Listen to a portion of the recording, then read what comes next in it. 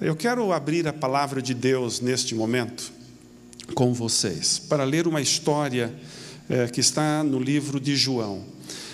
Vocês sabem que todas as vezes que nós abrimos a Bíblia, Ellen G. White diz que é como se estivéssemos tendo uma audiência com Deus.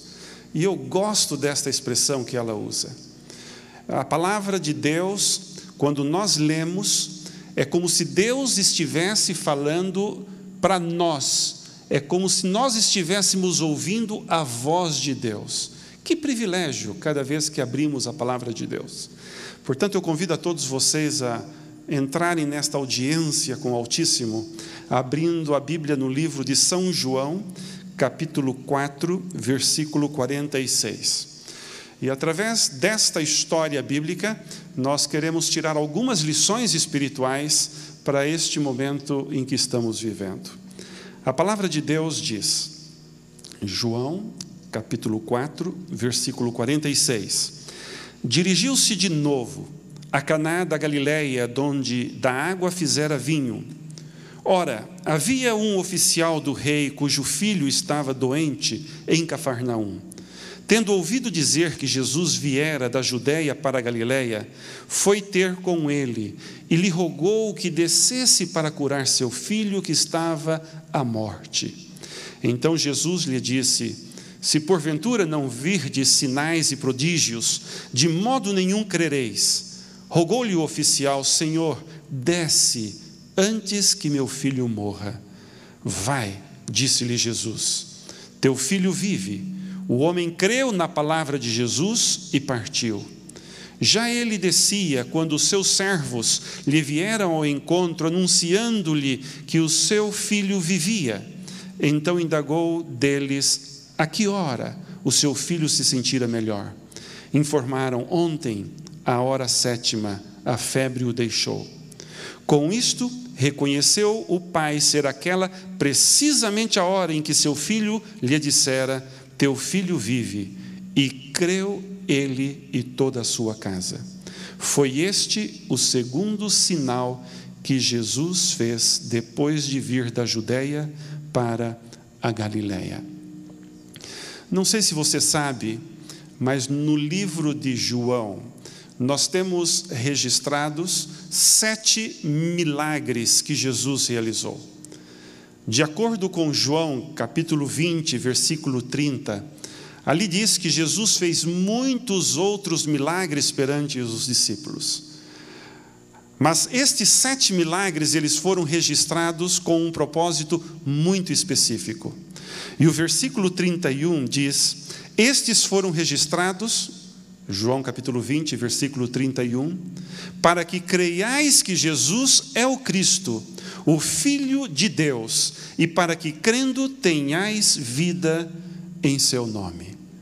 Assim que todos os milagres que Jesus realizou tinham um propósito, tinham um significado, tinham uma mensagem, não somente para aquelas pessoas daquele tempo, mas também para nós hoje, quando lemos estes relatos bíblicos.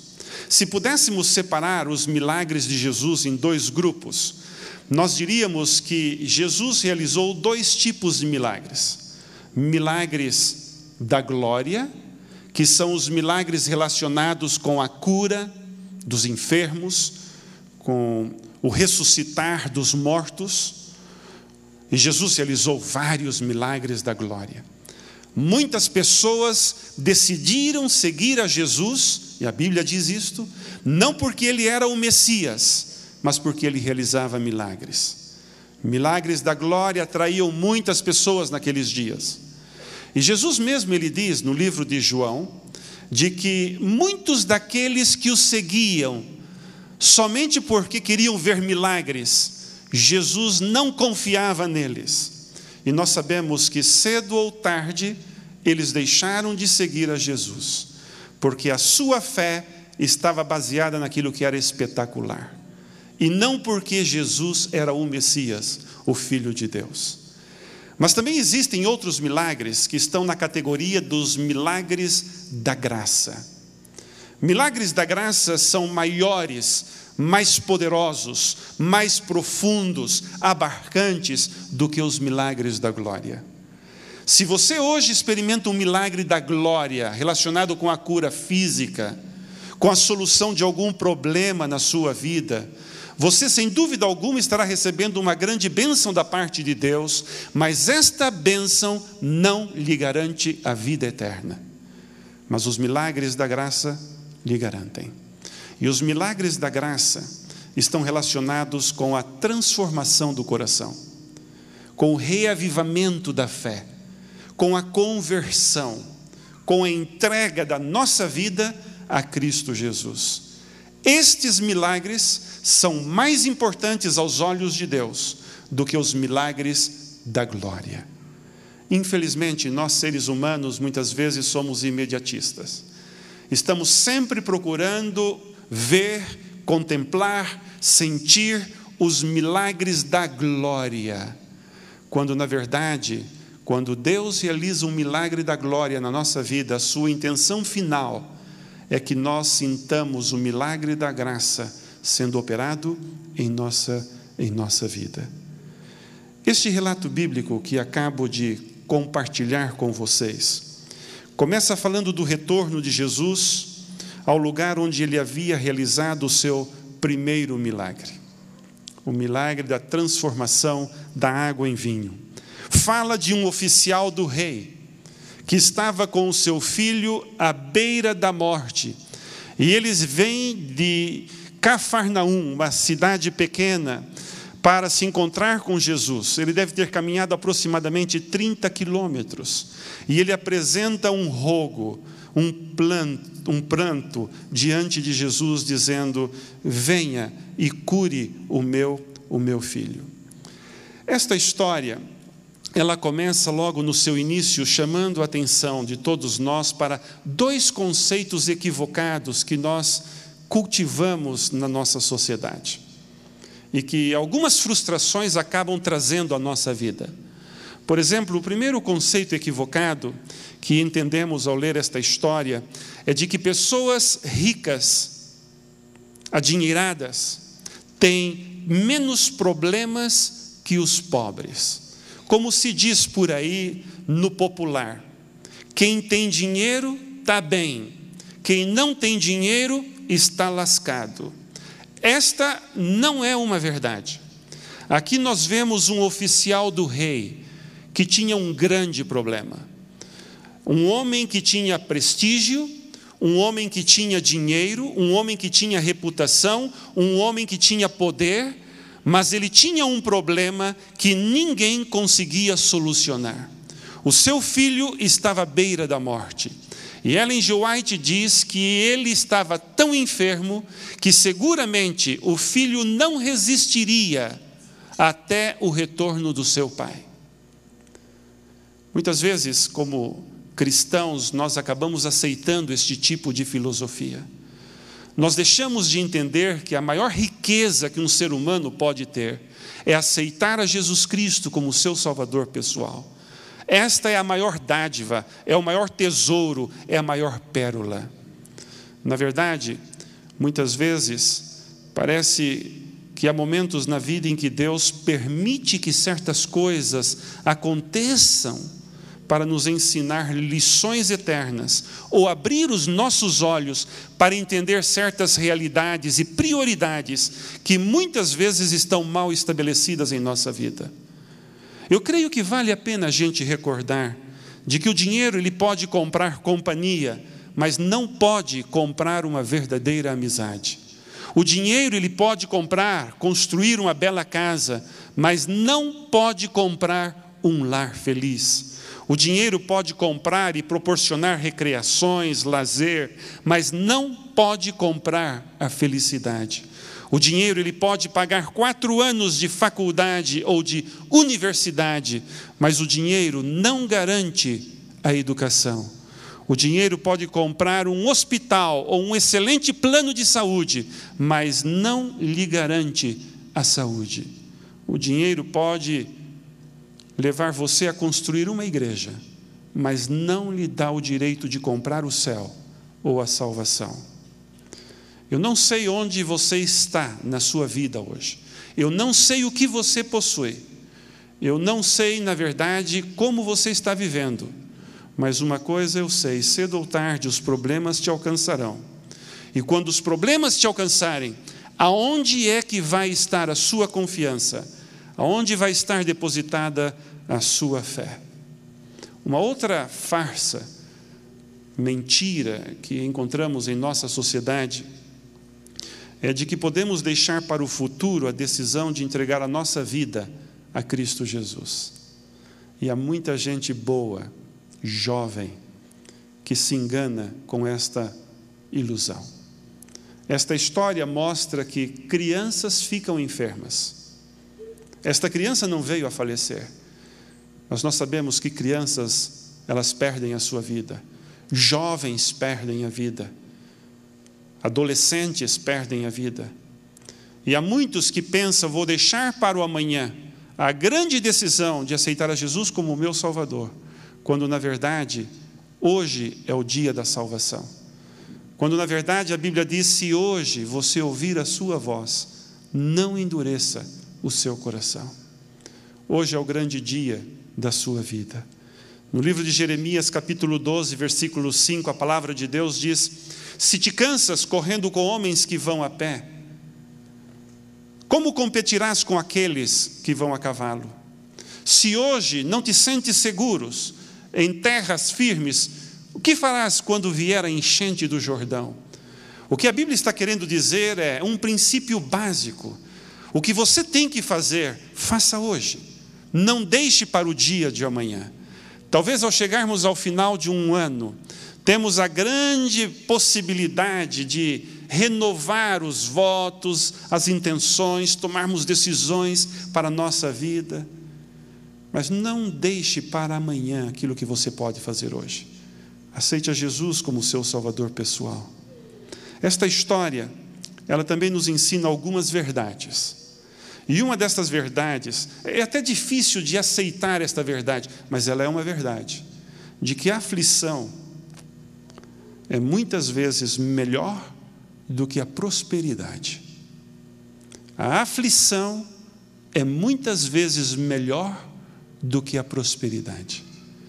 Saúde é uma grande bênção do céu, mas as aflições algumas vezes são melhores. Elas nos aproximam muito mais de Deus. Elas nos fazem ver numa perspectiva muito mais eterna do que quando muitas vezes estamos em tempos de bonança. Prosperidade, uma coisa boa. Conforto, quem não quer? Mas muitas vezes estas coisas, elas perdem o seu valor diante de outras. Quando nós perdemos, quando passamos por dificuldades e provações, e passamos a enxergar coisas que em tempos de paz, de prosperidade e de bonança, nós não conseguimos vislumbrar. Uma outra verdade que a gente aprende nesta história é de que Jesus é a esperança para o problema da humanidade. É a solução para o problema da humanidade. Na verdade, este homem que está aqui da história, oficial do rei, ele havia ouvido falar do milagre da transformação da água em vinho. E este homem, ele deve ter pensado, se este homem transformou água em vinho, seguramente ele é capaz de curar o meu filho. Interessante que Ellen G. White, no livro Desejado de Todas as Nações, quando ela fala deste relato, na página 197, ela diz que este homem saiu da sua casa, foi ao encontro de Jesus, e ao chegar, Jesus estava rodeado de pessoas. Ele abriu caminho por entre a multidão, e ao ele ver Jesus, cansado, com as vestes empoeiradas, ele não conseguia depositar a sua confiança em Jesus. Ellen G. White usa a seguinte expressão, ele vacilou na sua fé, de que Jesus, aquele homem, seria capaz de solucionar o seu problema. E por isso, Jesus, quando olha para ele, Ellen G. White diz que até mesmo antes de ele pedir qualquer coisa, Jesus já sabia da dor do coração deste pai, desde o momento em que ele havia deixado a sua casa. Jesus sabia que ele havia estabelecido certas condições em seu coração para aceitar Jesus como seu Salvador pessoal. Por isso Jesus aqui no versículo 48 diz: se porventura não virdes sinais e prodígios, de modo nenhum crereis. Jesus sabia o que se passava no coração daquele pai.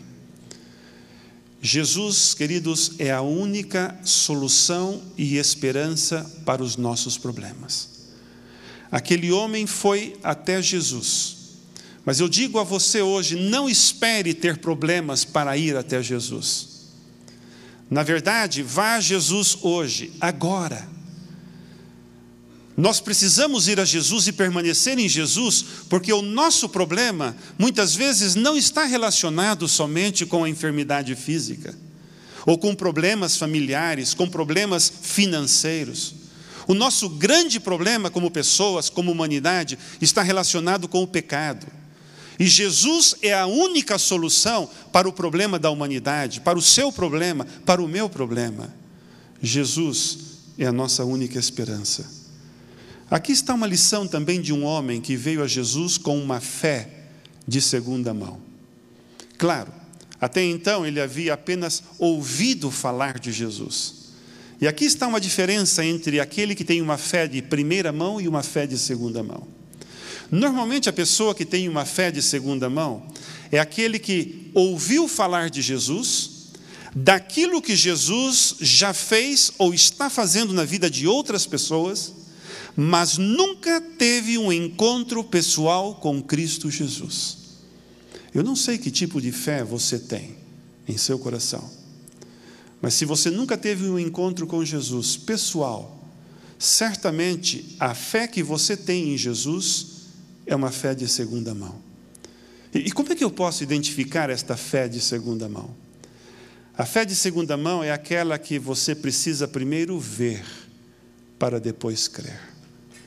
A palavra de Deus, ela nos apresenta que as pessoas que estavam ao redor da cruz, quando Jesus estava sendo crucificado, isso está em Mateus capítulo 27, versículo 42, muitas daquelas pessoas chegaram a dizer: desça da cruz e creremos em ti.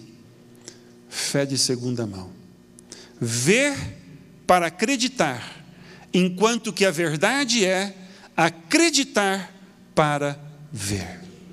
Em outras palavras, muitas pessoas viram os milagres de Jesus, mas não tiveram um encontro pessoal com Cristo Jesus. Muitas pessoas contemplaram os milagres da glória, mas nunca permitiram que o milagre da graça fosse realizado em seu coração. E é uma pena, porque quando construímos um relacionamento baseado neste fato, precisamos ver para crer. Cedo ou tarde, o nosso relacionamento ele vai ser balançado. Cedo ou tarde, a nossa fé vai ceder. E muitas vezes isso nos leva ao afastamento de Cristo Jesus. No seu relacionamento com Deus, você depende de milagres para crer. Uma outra coisa que me chama a atenção nesta história é a expressão que está no versículo 49. Esse pai chega para Jesus e diz: Senhor, desce. Ou em outras palavras, venha antes que o meu filho morra. Aqui está uma mensagem para aqueles que são pais, ou para aqueles que são avós, tios. Muitas vezes, quando nós oramos a Deus em favor dos nossos filhos, dos netos ou de algum sobrinho, qual é o tipo de oração que nós estamos fazendo? Aqui está a oração de um pai, a angústia de um pai, o pranto de um pai que não queria ver o seu filho morrendo. E ele chega para Jesus e diz: Senhor, venha, desça antes que o meu filho morra. Muitas vezes nós oramos pelos nossos filhos. Como bons pais cristãos, é normal fazermos isto. Mas pelo que nós estamos orando? Pedindo saúde? Sem dúvida alguma, precisamos pedir saúde. Queremos ver os nossos filhos crescendo saudáveis. Muitas vezes os pais, eles oram por prosperidade para com os filhos, para que os filhos arrumem um bom trabalho. Isso é muito bom, faz parte da vida. Outras vezes nós oramos pelos nossos filhos para que eles encontrem uma boa companheira, um bom companheiro, para que tenham um bom casamento, para que sejam felizes. Esse é o desejo de Deus para todos os seus filhos. O nosso Deus, ele não se alegra com a infelicidade de ninguém.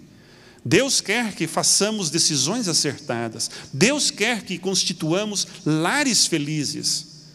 Mas somente por isso que nós estamos orando pelos nossos filhos. Onde está o aspecto espiritual quando pensamos no melhor para os nossos filhos? Este pai clamou: Senhor, venha antes que o meu filho morra.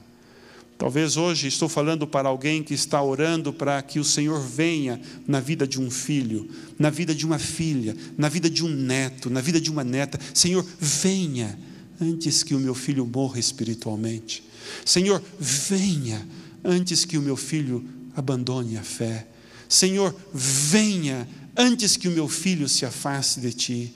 Vamos clamar como pais, como avós, como tios. Senhor, venha, porque em minha casa há uma necessidade de uma grande bênção espiritual, de um milagre da graça. Senhor, venha. Na verdade, uma das partes que mais me encanta na história que aqui está, começa no versículo 50. Há 4 coisas nestes versos que se seguem que precisamos considerar nesta noite. E eu creio que é oportuno ao final de um ano, às portas de um novo ano, se queremos realmente receber as bênçãos que Deus tem para cada um de nós. Sejam milagres da glória ou o grande milagre da graça em nossa vida. A palavra de Deus no versículo 50 começa apresentando que este homem, oficial do rei, ele ouviu a palavra de Jesus. Vai, disse-lhe Jesus, teu filho vive.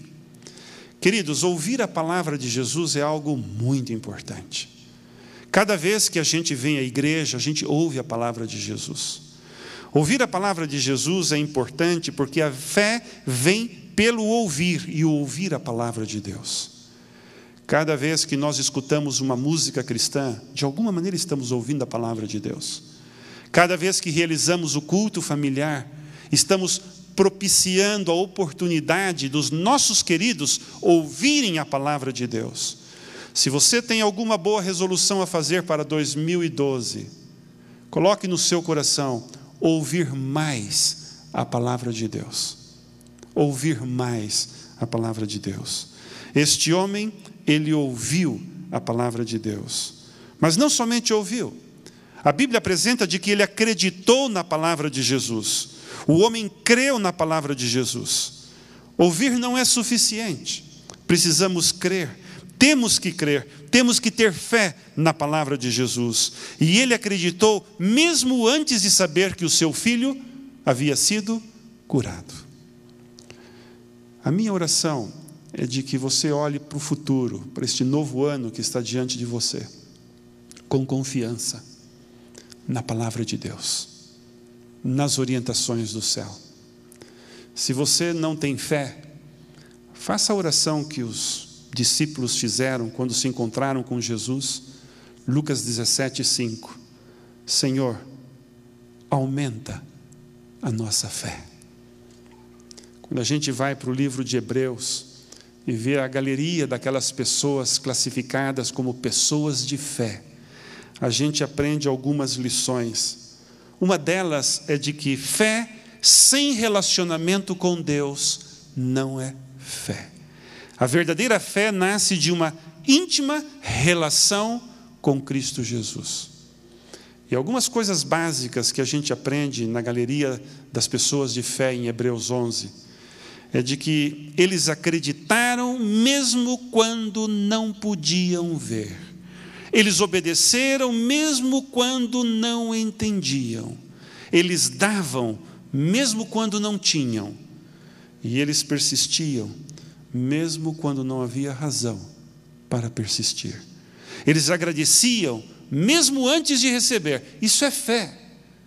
E além do mais, eles confiavam mesmo antes de receber a recompensa.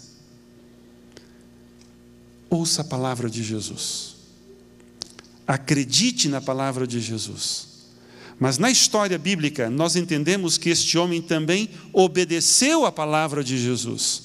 Ouvir é importante, acreditar é importante, mas obedecer também é importante. A Bíblia diz que ele partiu.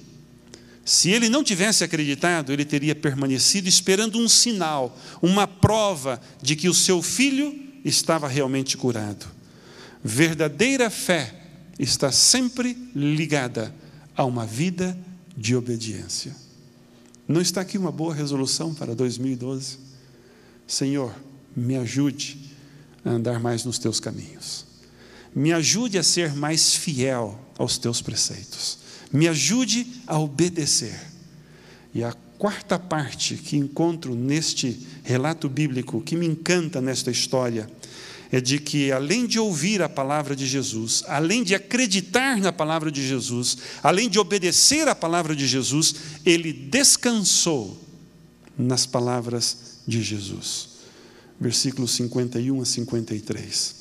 E aqui está uma das mais belas atitudes da vida deste homem. O que está implícito aqui?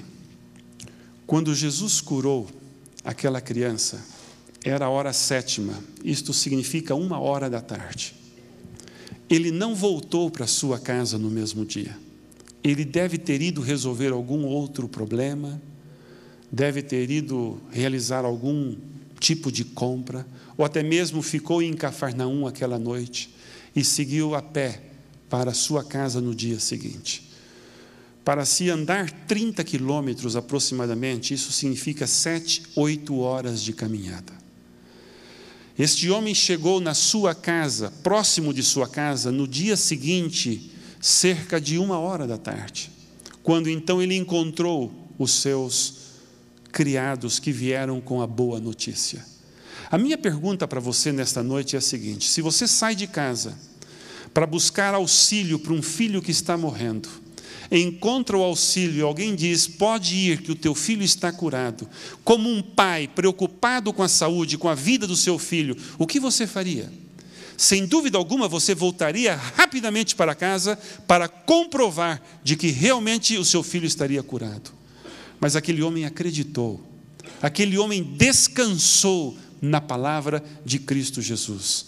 Aqui talvez está o mais alto nível de confiança e de fé em Deus. Eu convido você, ao entrar em 2012, um ano desconhecido, mesmo talvez enfrentando dificuldades e problemas, acredite em Jesus, acredite em milagres e descanse na palavra de Deus. Na verdade, Jesus ele não se limitou apenas a curar fisicamente o filho daquele homem. Não só o filho foi curado, mas toda a família foi salva. Ellen G. White diz que aquela família inteira se transformou em discípulos de Cristo Jesus. Quando Cristo Jesus te alcança com algum milagre da glória, esse não é um fim em si mesmo. Cristo Jesus, ele deseja alcançar o seu coração, transformar a sua vida. Se você hoje experimentar somente o milagre da glória, de uma cura física, da solução de um problema familiar, isto não é o maior dos maiores milagres. O maior de todos os milagres é o milagre da graça que Cristo Jesus quer realizar em nosso coração. É por isso que mais precisamos hoje é de um milagre que vai além da cura física. É um milagre da transformação do coração. É um milagre que vai garantir você, um dia, ter um novo corpo, uma nova vida e participar de um novo céu e de uma nova terra.